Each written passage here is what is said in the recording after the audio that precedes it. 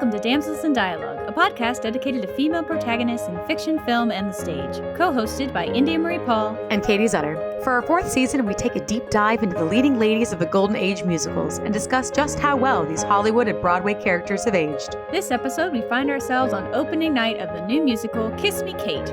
We follow the drama both on and off stage of its star, Lilli Vanessi, along with the rest of the cast of Cole Porter's biggest hit.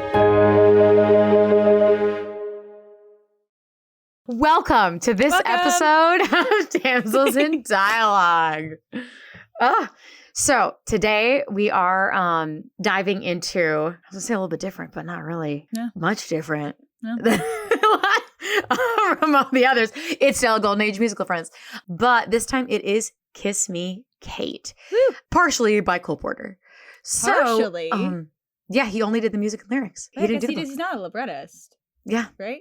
So it's obviously made famous. It is known as a Cole Porter musical, but there's a whole writing team that wrote the book. Ooh. So let's jump into it, shall we? Yes. So the musical Kiss Me, Kate originally came to be in 1948. Now, this was a musical written by a married couple. Okay. Bella, I'm so sorry, Mr. Samuel. Bella and Samuel Spewak, one of that. She is a Romanian immigrant. He is a Ukrainian immigrant. Really? Is that not super cool? That is so fascinating. In 1948, huh? Yes. Okay. And they were already working together and doing things. Like this was not their first rodeo. This was easily their most successful. Yeah. But they wrote a lot. That's so cool. Of stuff together. Yeah. And actually, Bella invited Cole Porter on, and she was working with him alone for a while before her husband joined in. So I thought that was really, really cool. That's super cool. Yeah. And we'll dive into those three individually more in the after hours. But I thought that was a really interesting point to make, especially because this is based on, at face value, it seems based on William Shakespeare's Taming the Shrew, right? However, it was actually based on a real life argument from the Lunts who did it in the 1935 production of Taming in the Shrew. A Broadway producer saw Alfred and Lynn Lunt, the married couple who was cast as the romantic leads in this show, actually arguing backstage. That is so cool. And then 10 years later, they're like, what if we made a show about it? And then 10 years after that, they're like, what if we made a movie about it? I have to say, in my search, which granted, I wasn't like spewing through archives. Spewing through archives? Disgusting. We don't do that either. Please don't do that. I was not recommend perusing through archives. I couldn't find, because these like people were alive. Like they were still very much in showbiz when I've heard this that happened. Name before. Like they retired right around when the movie came out, or right after the movie came out, something along those lines. So the Lunts were like around when this was made. Did they know it was about them? They have to have, because like, did they go to the show and be like, oh my God, is this about us? Is this? Did they pull a full Euphoria? Is this play about us? Right? But like what? Like what? Yeah, I couldn't find a whole. I'm sure there's got to be stuff about it. I'm sure at the time it was in tabloids and stuff, but that might be something that I need to like look into archives of like newspapers and stuff as opposed to just like internet things. But yeah, isn't that wild? I thought that was really funny. And then a little bit about them is they also worked on the West End and Broadway because she was born in London, I think, and then he was from like Milwaukee or something. So they could like something along those lines.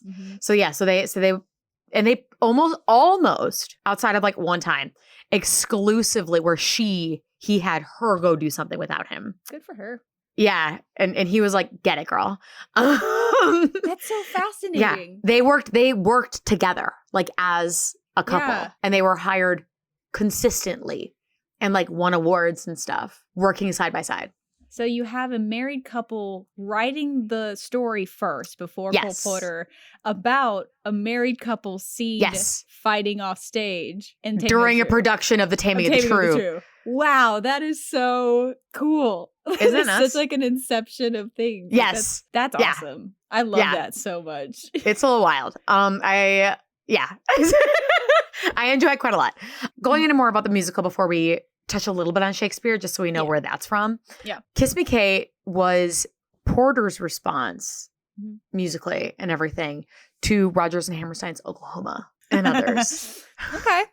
So, which does seem kind of pointed, and it did. I mean, the songs put him on the map indefinitely.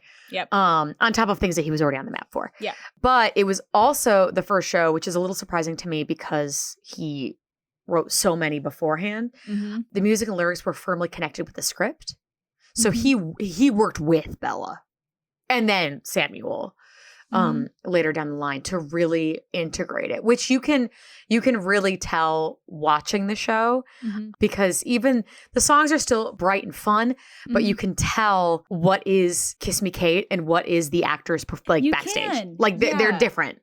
Yeah, they're like, that's a good point because it was so popular, and we'll see this. We've seen it already, and we'll see it in more. I think just how many songs were just written as standalone things that were placed into musicals or were popular and like were written to be popular, that kind of stuff. Or written for a specific human. Yes, exactly. So that's really cool that it does like that tracks. So definitely like it feels very contextual. All of those songs.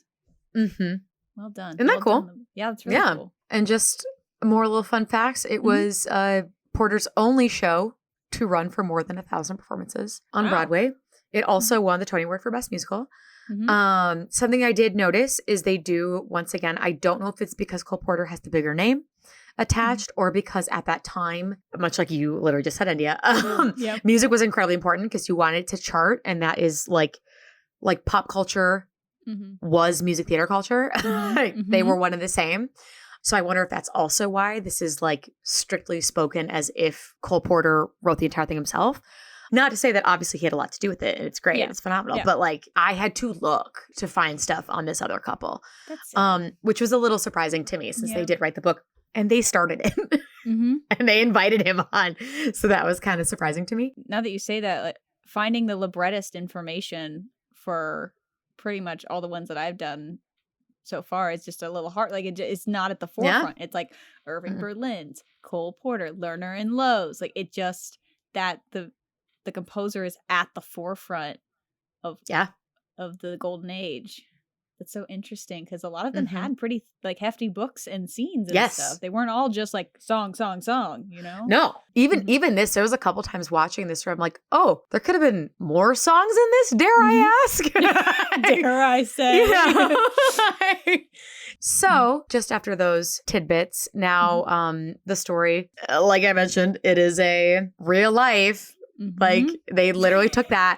So what they did to make it kind of work is you see it opens with another show, which is just a classic music theater song that I would argue most people on the street have heard. And so the rough plot is you get to see it opening day. So you start to see the arguments, you see some backstory for the characters, then you see the play commence in almost its entirety. As it's supposed to be done. Now, how that was based on the real life couple, the arguments specifically, like what it was about, is not the same. I have speculations, and since they are speculations, we're going to talk about them in the after hours of what the actual like potential arguments could have been. Yeah. But they were not this. In real life, this couple the Lunts were actually hailed as one of the greatest couples of all time in like music theater. Like as far as, and by greatest, I mean long lasting. They did not divorce. I was about to ask, like, were happy. They were together. They also like met in 1919 and got married in 1922. And then once again proceeded to act for like 4 decades together. Like not just like together in the same show, like as love interests in, what a power shows. Couple. Like wild. So yeah, that's what they're kind of hailed as, this like truly a power couple. Yeah. That made it through this song, and they retired together. It was very, love it. This was this was quite the relationship. And so in the Kiss Me Kate musical, they're divorced. So that is one of the big difference, which I do get it. You want to amp up the drama. You want to make it more. So what they did is they added that they're divorced and it's this divorce couple going on, and you have, she's engaged to somebody else, and then he's like kind of flirting with a little bit of everybody. So that was the main difference of the original source material as far as like that argument, that inciting incident.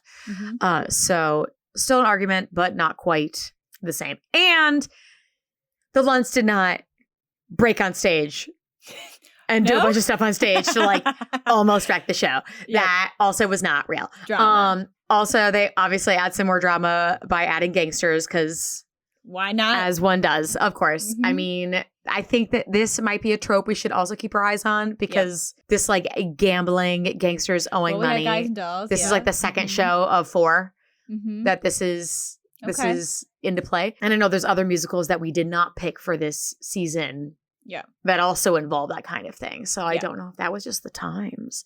Was that what we were concerned with at the time? It's a lot of working women in the performing arts. And we have another working women. That too. Yeah. So lots of similar tropes. Yeah. There's a lot of that in it. I am curious. I don't know that either of us will have this number or idea, but divorce on stage. A divorced woman being on stage. I'm not sure off the top of my head. I know now it's significantly more popular. It is, but but I don't know about that era. Yeah, this is 48, but these are like divorced, a little older. That's cool. That's a cool representation. Changing the times. We like it. Well done. Yeah. For the original show, now the original because obviously they still included, which is so pointed, they still included Taming of the Shrew, but instead they made it that they're doing a musical, which does make it more fun. It is very Cole Porter in that and honestly, Golden Age in general, where there's massive choruses that do things. Like the chorus is on a lot, doing lots of dance numbers, lots of big things, big opening numbers, big group numbers. The classic Act 2 opener that kind of makes no sense and is kind of just for fun. Like you could remove for the show and the plot wouldn't change at all, but everyone likes it. You know? That's also there. How do you really feel about that? It's so fun. I love them. I think they're so funny. I don't understand how that trope happened, but it's definitely a thing. There's so many musicals of that era where like the opening of Act 2 could be removed entirely from the show and the plot would not be changed. Yeah. Love them. They're bangers. Like you're trying to fit like a time quota. I don't understand. Like I gotta start. Yeah. Right. Gives things for the chorus to do, which is big and massive. So they made The Taming of the Shrew a musical that they are doing, which is super fun. And so to harken back and forth a little bit to that, they did keep a lot of like prose and such like that. They do also keep a more, quote, traditional way of costuming, depending on how the costumer decides to go with that, of the play within a play. I also very much enjoy, this is my playception, Taming of the Shrew is how it starts is there's this like guy in the street, very Shakespeare, where it's like, once again, you could remove him and it's like, why you can just tell us. You don't need to tell this like drunk man on the street, but I'm here for it. So we're telling him and they're putting on a play for him, right? So now they're putting on a play for this guy that is now in a musical. So it's a musical about this guy watching a musical. It's like a musical. I love it. My brain hurts. Anyway, so continuing off of that small side tangent. So the original Shakespeare, a lot of people, I say, there's a lot of big debates, which we won't go into like super heavily because that's not what this is about. But lots of debates of, is this sexist? Is this not sexist? I did go through and count how many lines she had, which was sad. Oh. Judging, it's a 5-act play. Some of the acts only have like one scene or a couple scenes. But the entirety of Act 1, she has 4 lines. Act 5, she has 11. One of them is her monologue. But it's 11. Act 3, she has 8. And then 2, 35, 4, 24. So we're in a little bit of that. But yet they spend the first half, It's over half all- of that show It's talking about men. about Kate. Yes. A lot of it is, this is definitely, The Taming of the Shrew is about the men. Oh, It yeah. is about the men wrangling women. Yep. How rereading it, just not to like dive in super deep, but Yeah. like sexist, not sexist. I think it's a very problematic play. I mean, you cannot get around the fact that is a play where there are men discussing how to marry off a woman in the like toxic world that they lived in which she had to be married first for her younger daughter, who's pretty and fun and everyone loves to like get married. So like you can't get around that. There's no changing that plot point of the entire crux of the show. Right. So like in that way, Mm-hmm. I understand that very sexist argument. The biggest thing that I still go back and forth on is her monologue at the end, which is something that people probably debate with Kiss Me Kate too. Oh, for sure. And I wish it ended with the monologue, but it doesn't. It Yeah. doesn't. It ends with the men being like, "We did it." And you're like, "Ugh." Yeah, I agree entirely with that. Entirely. Yeah, what can you do? Yeah, truly. The only thing I'd like to add is I do love what the idea of this play has sparked. Because like 10 Things I Hate About You. Oh, love it. One of the most iconic movies. Like, and there's Amazing lots adaptation.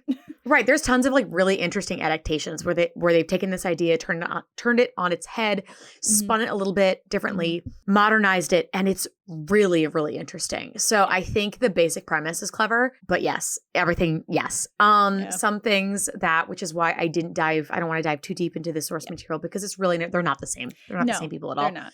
There's literally a scene where one of these scenes where there's lines, I think it's Act 2, where she has the most lines, they have to stop her from physically abusing her sister.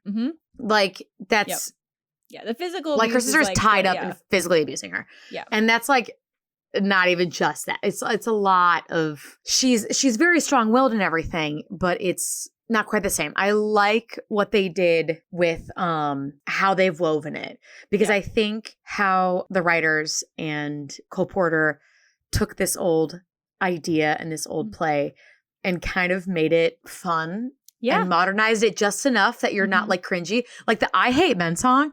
Love it. Is hysterical. It's amazing. It's so funny. And it puts across what the entire first act of them talking about her does in one song.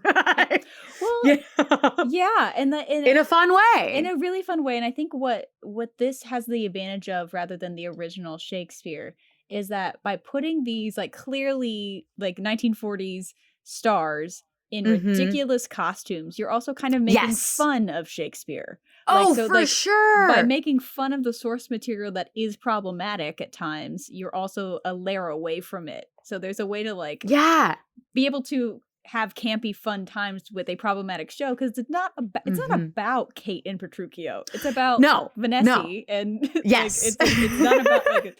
So I think that's why I don't enjoy reading Taming of the Shrew anymore. Other than like the banter is on point. Oh yes, it's fabulous. But I love watching Kiss Me Kate. Oh yeah, and I love that they brought just enough where like they're still doing a little bit of a lilt to their voices. They're still doing. It's not quite like word for word Shakespeare, and obviously they sing and they have big dance numbers, but it's very fun, very clever, and they take the idea of this instead of making her a shrew because she's not. Lilli is not a shrew. Yeah, she just doesn't like Fred, at least outwardly. Yeah. You know, so I really like that they made her truly a go-getter, a hardworking woman who is kind of fed up with this guy. And you get it. And you get it. You for sure. And that was something also that I enjoyed because instead of Petruchio. Why it's like Romeo and Juliet at that. Yeah, right? Petruchio. Like weird. So whereas he comes in and he's so much more clever than she is. He's so much more clever and he's able to outwit her. And that's what he's, gets her to marry him, forcibly takes her to the house. Like that is not the case at all. Now we're jumping back and forth from the show and the Shakespeare. Yeah. But just to keep everyone on board. Yeah. Is much different than Fred in Lilli's relationship, where you have a whole song, a whole backstory of the first wundebar is what they sing together, because that's an old musical or an old operetta cute. that they were in, and so you see them, they truly were in love at some point. This was not she was forced into anything at no point, because even when they're like kissing, like kiss her Kate, which is a line from Shakespeare. Yes. Kiss Me Kate is from Shakespeare. But, and she says no, they try to get her to do it, but she wins out. Yes. For at least that bit. Yep. She has to be picked up and carried off stage because she won't kiss him. Which is so good because you're watching her have an agency when she clearly is just like not supposed to. So it's also like an act of working against the material at that point. Yeah. Oh, it's great. It's so good. It's great. I love it. So I did like that difference from the original Shakespeare as well, because there's a lot of things put against her will. I also like that. Yeah. Patricio. I did almost again. No, I didn't. Patricio. I did it right. I almost Mercutio'd him again. Patricio is so suave and like, I know everything and I'm better than you and I'm outwitting you.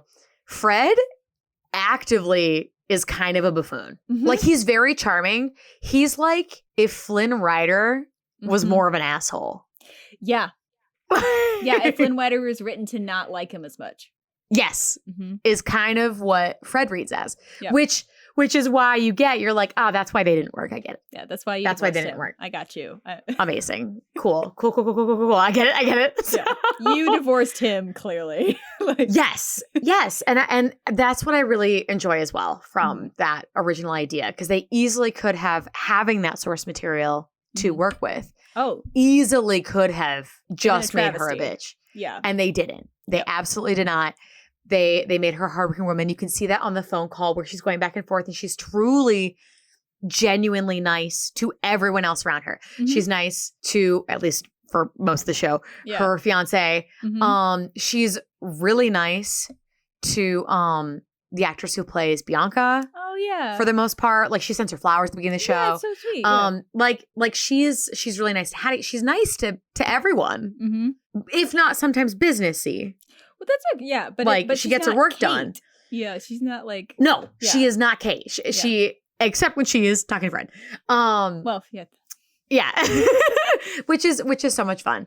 Yeah. So diving into her as a character, I think Lee is such a interesting character to be able to perform as, because how often as an actress are you allowed to entirely break character on purpose on stage? And she gets to do that. Yeah. She arguably, Lilli, is more famous than Fred is. She is she's been brought in as a Hollywood star. This whole show is very much, they are bringing in stunt casting is what like half this show is, which is kind of funny because it's kind of making fun of the golden age. Oh, it's 100% making fun of like its own, like it's making fun of theater.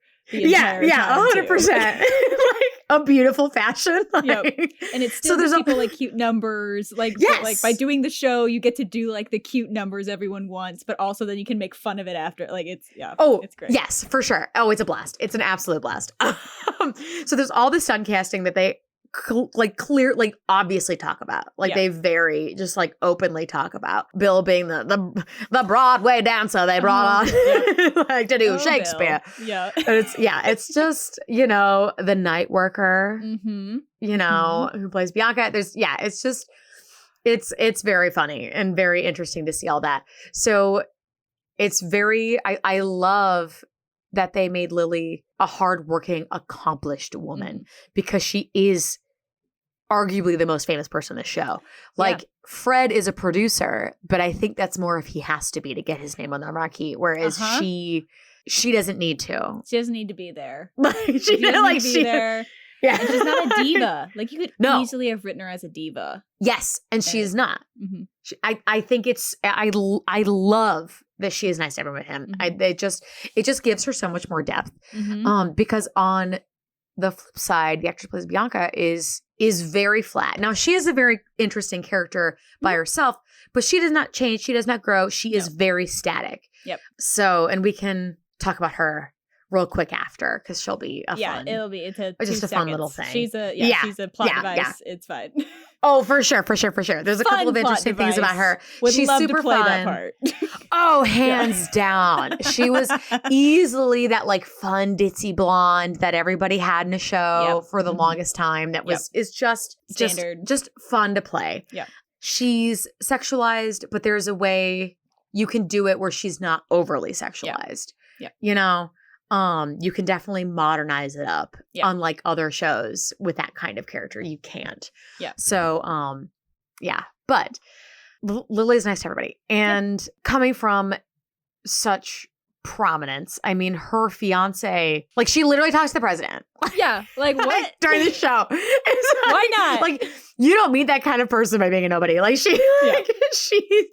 knows people. Yeah. You know? So this is kind of a big deal. And I love that. I love that she commits. I love that she allows herself to have this moment with him and kind of get carried away of catching up on old times. It's such a sweet, I think that was really enjoyable. Mm-hmm. And you get to see them fall in love again, kind of. Mm-hmm. But also not really because Fred's kind of an ass. Yeah.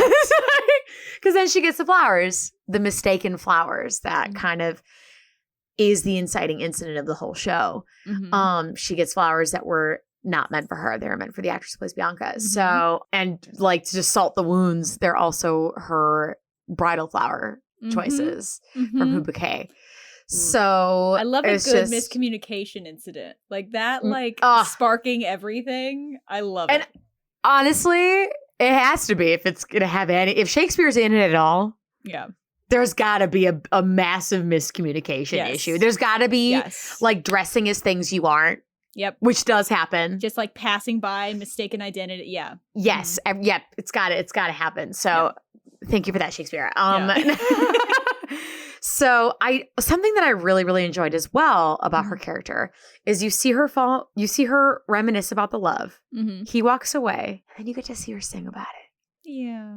You get to see her sing So in Love, which is such a good song. Mm-hmm. So in Love is such a good song. I've heard it done as duets. Mm-hmm. It's like put in like standard books. Yep. It's just it's just so good. And and to have it come back as a later that Fred does as a reprise is just A+. Quality writing here.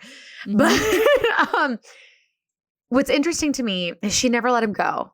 And when I first dove into this, I didn't like that. I didn't like that she was actively engaged to somebody else. Yeah. Engaged to get married and was still in love with her old fling. Yeah. But then that part of me that loves a good enemies to lovers trope. Loves like, a good, loves a good, like, that, yeah, like wrong person at the wrong time, or like right person, wrong time, and maybe now's the right time. You know, like that side of me was like, okay, maybe it's okay. Yeah, like, maybe we're good with this. Yeah. Well, yeah, that's like it, and you. They do a good job at showing why she is just like marriage of conveniencing, settling with it, you know? And if they took anything from Taming of the Shrew, it's the enemies to lovers idea. Yes. Even though his is much more messed up. Yeah. There's like that is there's such a good enemies to lovers to enemies to lovers like story. Yes. Like for real. Because we know that she loved him at one point. Inception. Like, this whole show is Inception. Maybe that's why it's a little forgivable, because you see they do a good job at doing the wundebar, and you see them what they were in their heyday. You see that spark, and so you want her. We're already set up to want them to be back together. For sure, from the start. So they've manipulated us into not liking her fiance as soon as he shows up. Yes, you have to. Yeah, they did it. Get him out of the picture. Yeah, what are you doing? I like that. I like too that they twisted a little that she has somebody else like that, because in the play, Shakespeare's, it's Bianca that has like 1,000 suitors they're trying to get rid of. And not that this Bianca doesn't. No, don't get me wrong. Great, yeah. She's still enjoying her time, but I thought that was kind of interesting too. So Lilli sings this song to herself, this beautiful solo about this man that she's still super in love with, but kind of drives her nuts. That she has talked herself into not being able to be with, gets these flowers, thrilled, goes on stage. The kicker is that she does not read the note. until like halfway through Act 1. Yep. And I think that is so fun. It's just that because waiting. You get numbers. You get performances where she sings before she's read the note. Mm-hmm. And I think that is so fun because you witness so much more depth to her character. Mm-hmm. You see her go full circle of I'm performing, I'm an actress. So now you've acted as Lilli. Mm-hmm. You've now been Lilli. Now you're seeing Lilli act as Catherine on Which stage. is its own, like, how would Which Lilli is its own be Catherine? thing. Not what I would do as Catherine, but how would she? Yes. Yes. And then it is now you've read this and you see it crumble from she starts to like lose it where she's still in character, but then takes advantage of the opportunity to bring it into the play and just become herself. And I think that's really, really cool because she keeps the lines the same until she shoves that note in his face. And then he's like, oh no. And like his whole life flashes before his eyes. Like, the subtext and like that story, that's not song. That's story and that's how that plot comes up and when it happens and the amount of trust that they have in their performer to subtextualize all of what's happening underneath. I love good dramatic irony. I love when we know something's wrong and we're watching it knowing more than people on stage. I adore that kind of irony. So watching her, knowing she's mad at him, who's confused, is one of the funniest shit like that you can ever watch. It's just so good. Like, a married couple wrote this, guys, and it shows. Yeah, it's the miscommunication. It's the like your tone was off. Like what has happened? Like it's as soon as you said married couple, I went, that's why. Yes. It's so good. Yeah. The banter between them is phenomenal because even at the beginning when they're arguing, like in the opening, it's definitely harsh, but when they're bantering in the dressing rooms, it feels like old married couple. Yeah. So I love that. I love that you get to witness her breakdown. Yep. And then in the longest intermission known to man, her fiance shows up and you see her like really commit, like really backpedal from the original So in Love solo that she did. She is so upset with him and everything he's done that even this dumb fiance who is just, I mean, they poke fun of the president with him. Yep. He's like clearly uninterested in her as a human being, like in her dimension, as opposed to Fred, who's like, oh yeah, you're going to quit acting? Really? Really? That's going to be fun? I think that's going to be boring for you. I think that's going to be boring for you. Your life's going to be super boring and you're going to hate that. Hate it. Like it makes you, it's just so well done that you can tell she's not doing it because she's in love with this guy. Yep. It's spite now. It's absolutely spite. The whole song, she sings a whole duet with him where she's like, can't wait. Oh, that poor guy. Just to spite him, you know? And it's just so fun. It just, she goes through so many ups and downs and so much dimension. Yeah. And then by the end of it, she seemingly walked off without him, without the fiance. Yep. I will say. So there's that. Thank the heavens, that fiance, that stiff shirt. Oh my gosh. And they're super worried. There's a lot of really fun chorus moments of like stalling for time to make this happen, which is also very entertaining. Harking back to what I said earlier, where this is just a beautiful show to do with if you want a big cast. Yep. Very easily done. They will all have a moment. Yep. Yep. It's a blast. And then reminiscent of Shakespeare, the original, she comes back.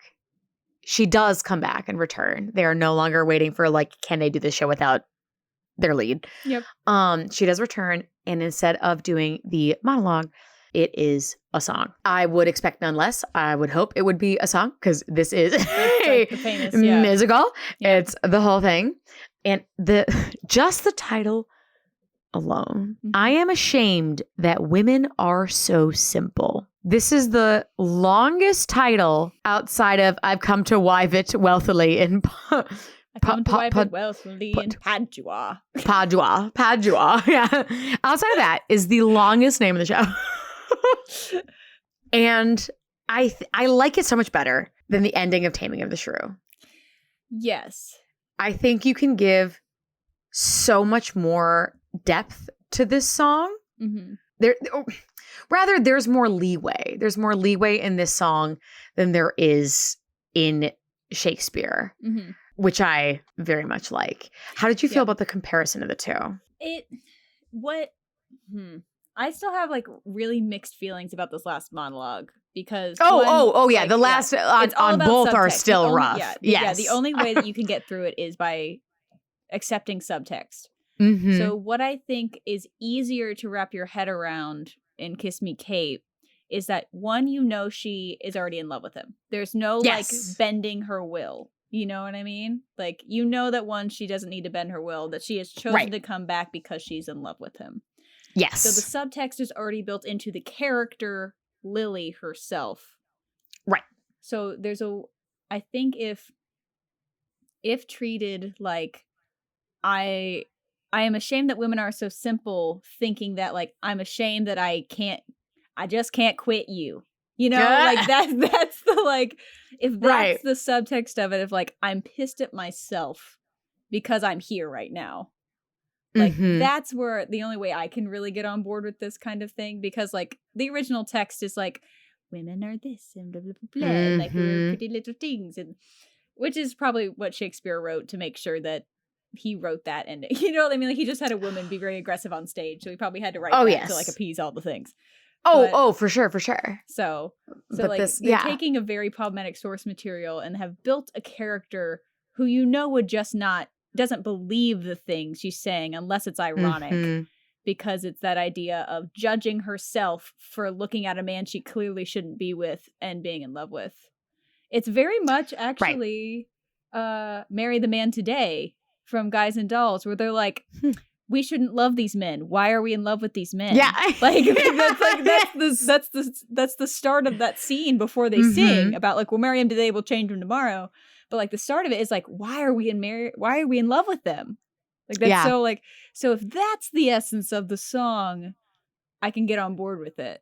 And I think that's what Cole Porter and the writing team have built, but it's such a hard monologue to listen to.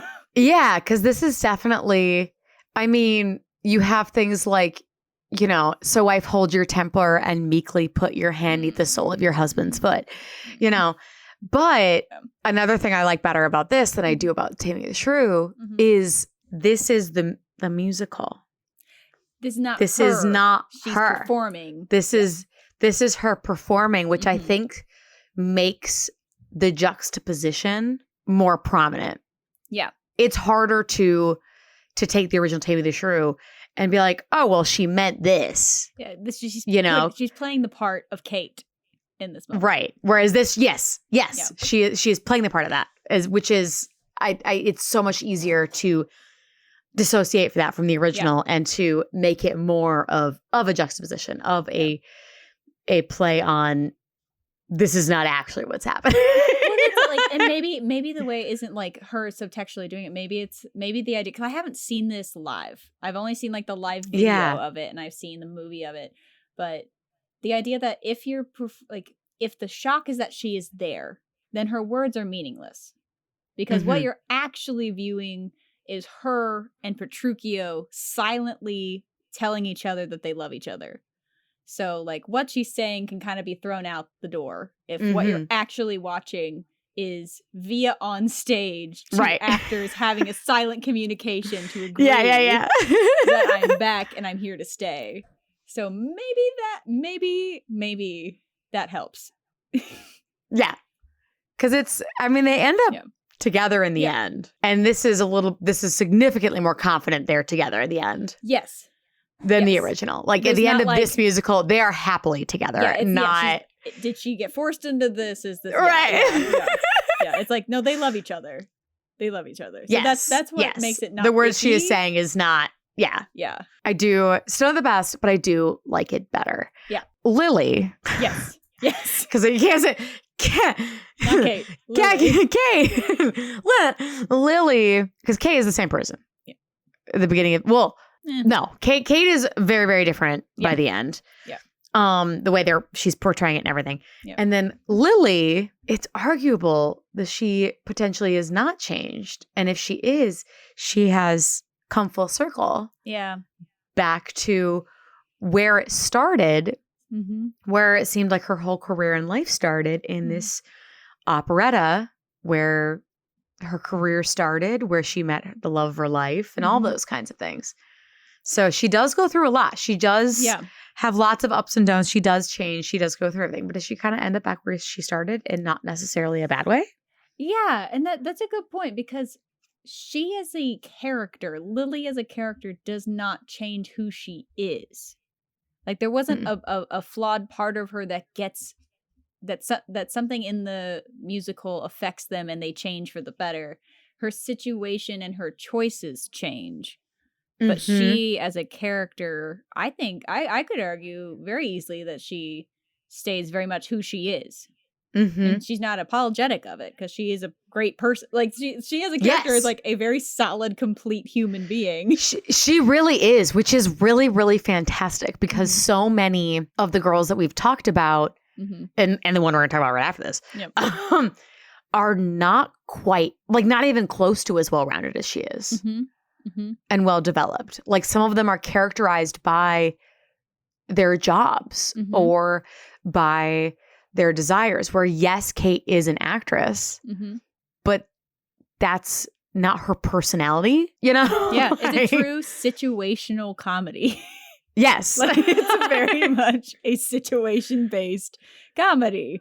Because she just stays her great self. She doesn't need the show. She chooses to do it. Like her situation. The show needs her. The show needs her. So like they're lucky to have her, you know? Yeah. Like she just gets flustered with an old flame that ends up like she does come for a circle, but she as a human is different than what I think her original, like them when they first get married. And we never see this, but like I get that feeling that like she as a human has grown so much since the divorce by herself. Oh, for sure. You can tell how mature she is compared to him. Yes. And that he's here. Like he stayed here. For sure. For sure. Like, He did not grow. Her life.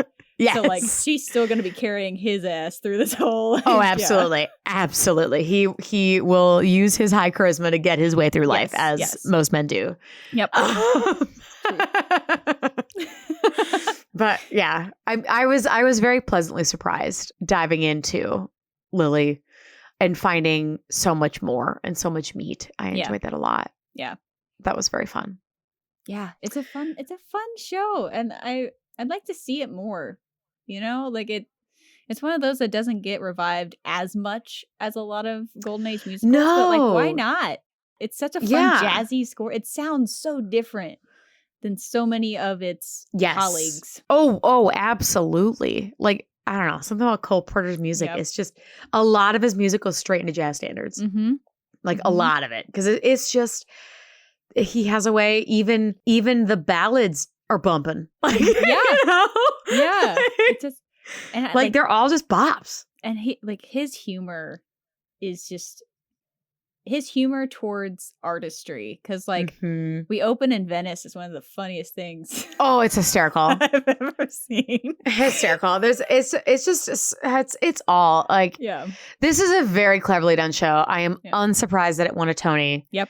A little surprised they don't talk more about the couple who wrote the book, because I think that is partially what made this so strong, is having this couple who was having marital problems at the time of this writing.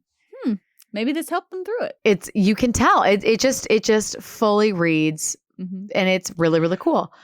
Yeah. But that that like if they were struggling through anything, and like any couple might, but if they were like going through anything, like writing a show about people who have grown apart that come back together, like what a therapeutic process potentially, or traumatic process. I don't know. Yeah, I want to do both. It's probably both.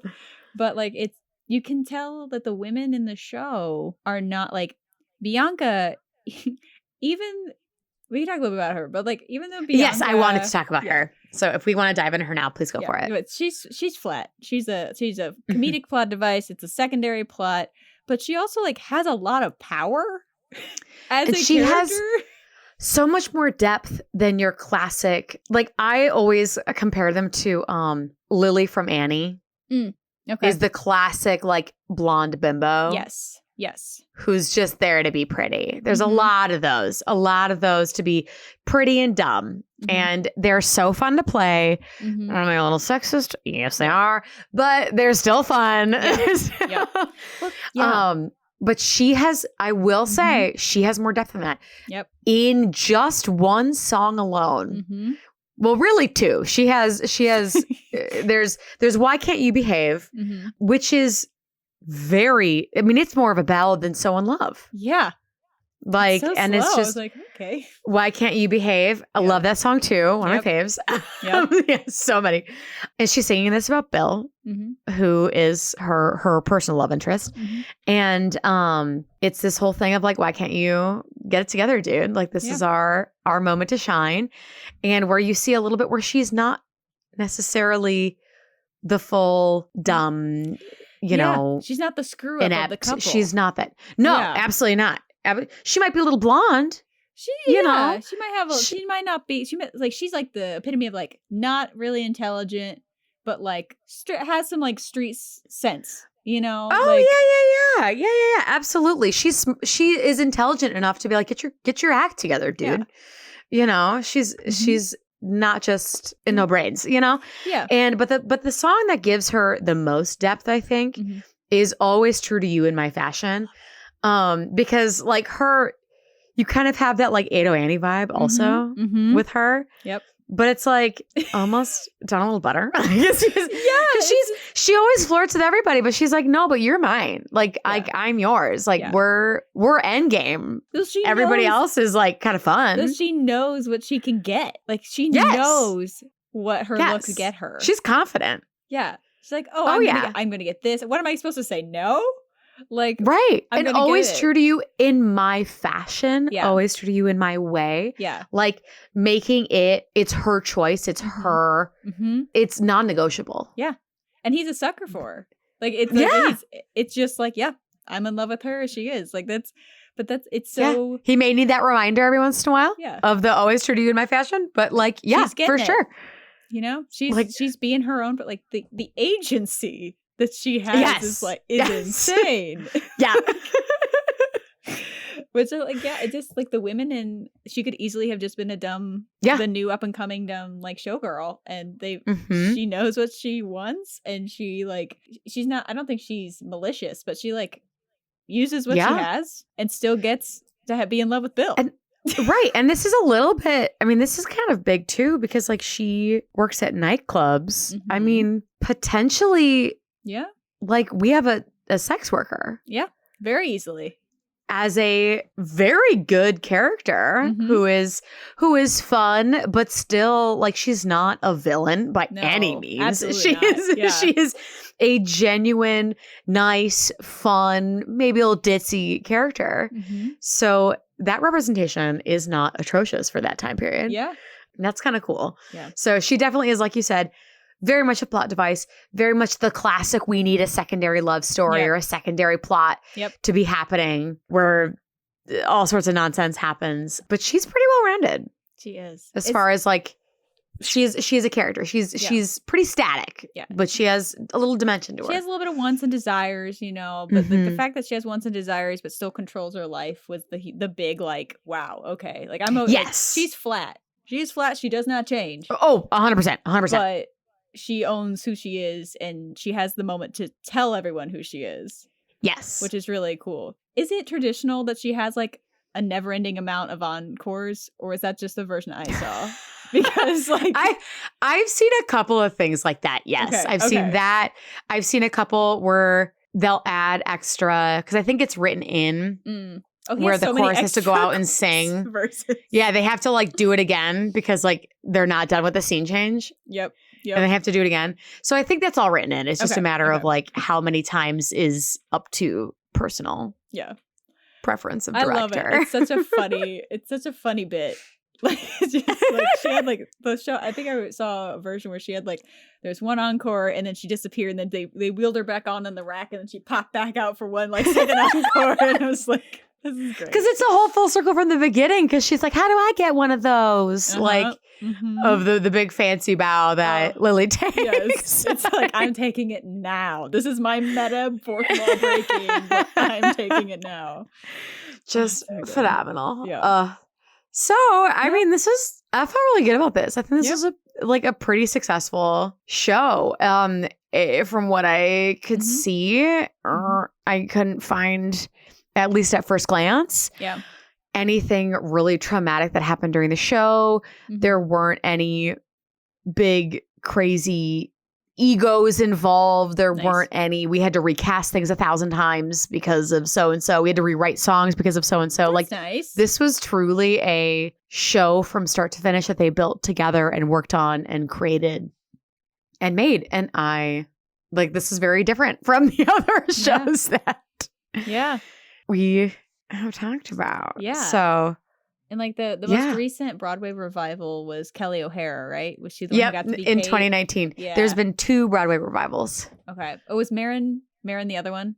Maisie? Yeah. Just like classic sopranos who like sing. It's very operatic. Like they have operatic sopranos typically. Yeah, play Kate. which is so funny because I feel like Cole Porter doesn't necessarily write big. Not that they can't sound beautiful doing opposite of you. Yeah. But obviously. it's not like as. It is not the traditional ingenue, super high floaty soprano roles. Yeah. I think it's so cool that, he was just very unique in this show. Like having those, it's just really cool. I wish people revived it more. Yeah. Is it just that the Taming of the Shrew is problematic? Like maybe? I don't know, but I think they do I thought they did a really good, and people can correct me if they think otherwise, but like, I really enjoy. That's the only way I can digest Taming of the Shrew now. Like, I'm unsurprised. Like that, and of course, 10 Things I Hate About You. But let's be real. Everyone can watch that for days. We love that. But what's so like a fun fact for me personally is I knew Kiss Me Kate before I actually sat down and read Taming of the Shrew in grad school. And I came to I come to Wifeth Wealthily in Padua, and most of that song is just taken straight from the monologue. So like, I'm just, as I'm reading Shakespeare, you're singing in your head. I'm just like, Wifeth Wealthily in Padua. I'm just like, what is it? It ruined some of those monologues for me because I couldn't just read it. It was like I had to sing it. Or made it better. Let's be real. Yes, it made it better. 'Cause I'm like that's straight from that ridiculously long title is because it's the first line of that monologue. Oh, yes. So yeah, that's my fun fact of experience with Kiss Me Kate. I love it. I'm super glad that this this is like a nice reprieve. It is a nice reprieve. A nice reprieve from some of the other more dramatic. Now, don't get me wrong. There's still stuff that we're going to be talking about. There's still tea. A little bit of tea. Don't get me wrong. But these are the ladies for now. Yeah. Overall, I think they aged pretty well. I think they aged great. Like you have 2 boss women doing what they want. Yes. And telling the men. Yep. What they want. Like this wasn't like Bianca. She wasn't like Lois Lane was not like, oh, well, just so you know, it was like, no, I will always love you in my own fashion. I'm like, sorry. I'm sorry. Unapologetically, this is me. Like, no, this is what I'm doing. That's just so cool. Like, it's so cool to see that, and to see a couple of the women that we've even talked about having that quality to them in a world that was so anti that on TV. Like it was just so anti that. So like the theater, what women are on stage in the late 40s, 50s, early 60s is so far opposite than what they were in typical sitcom or television shows that it's just so fascinating to me that the theater has that juxtaposition. Yeah. The theater and then bringing it into Hollywood. Yeah, exactly. Like, so cool. Cool. Well, these 2 ladies get shining reviews. Woo-woo. Love it. Thank you for aging well. Yes. And check out our after hours to hear more different types of tea. Yes. A little deep dive, if you will. I'm very excited. Some real life people here. Yes. Yes. And my personal opinions. As Really, always. yes. Yeah, just lots of opinions and feelings and random shit. That's what we're after this for. Oh, well, thanks for listening. See you later. Bye, guys. Bye.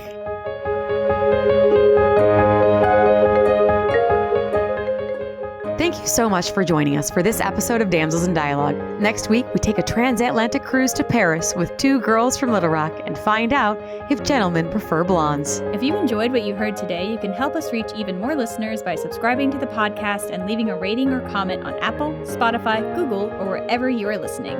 If you want to join us for even more discussions and opinions about Kiss Me Kate or any of our episodes, head over to our Patreon. There you can support the podcast and unlock an entire library of exclusive after-hour video podcasts, with a new one arriving each month. You can also unlock research notes, bloopers, and more. Follow us on social media and at our website on damselsindialogue.podbean.com. Until next time, this has been Damsels in Dialogue. Have a nice day. This podcast episode is sponsored by Royal Princess Parties, LLC, and is produced by Hello Out There Audio, part of Hello Out There Productions.